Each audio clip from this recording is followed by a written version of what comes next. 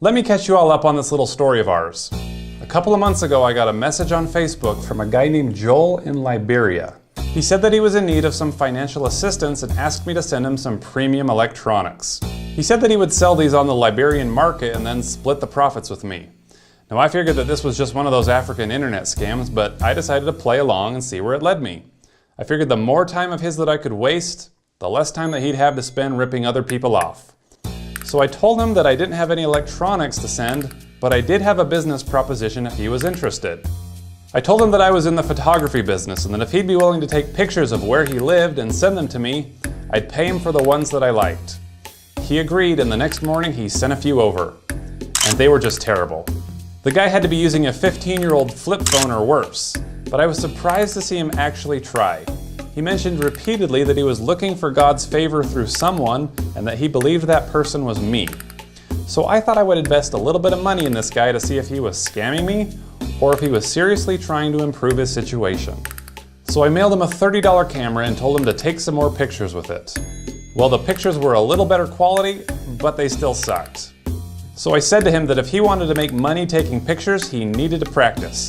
He needed to hold the camera still and make sure his subject had plenty of light. And would you believe that he actually improved?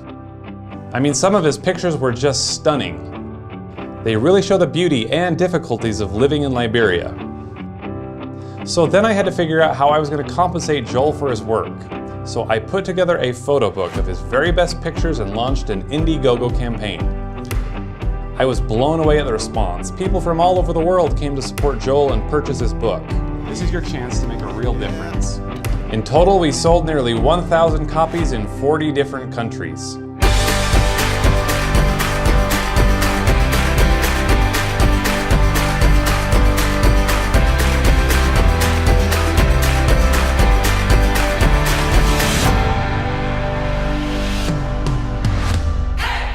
I made a promise to Joel that we'd split the profits 50-50 and that my half would go to charity. So I wrote to Joel and said that I wanted to give my portion to the people of Liberia and asked if there was anything in his community that I could help with.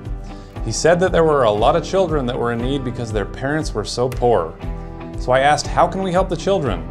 And he said school materials, stationery, book bags, and chairs. These are the things that children suffer for the most. He said that we should start by targeting the youngest 100 kids and that it would cost me about $500. I thought, this is where we're really going to find out what Joel's made out of. Either he's going to use that money for the kids, or he's going to keep it for himself. But I still owed him money, so I decided to move forward and see what happened. So I got back onto Western Union's website to transfer the money, and my payment was declined. Apparently my bank thought that someone had hacked into my account and was sending all of my money to Liberia. So I called them to tell them that it was in fact me, but they were closed for Columbus Day. So I went to an ATM and withdrew $500 cash. Then I walked to the nearest Western Union teller to wire it the old-fashioned way. This ended up being one of the strangest moments of my life. Imagine standing there in a crowded Rite Aid at a Western Union kiosk asking if you could wire $500 to a guy named Joel in Liberia. Well, I was pleased to know that the money did go through and that Joel was able to pick it up, because what happened next was incredible. Joel took a trip down to the local market and cleaned them completely out of children's book bags, notebooks, and other supplies for the children in 5 local schools.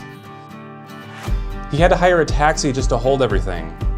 I made sure to tell Joel to bring his camera along, not just to prove that he delivered, but to show his customers what's possible with a little hard work and a lot of faith.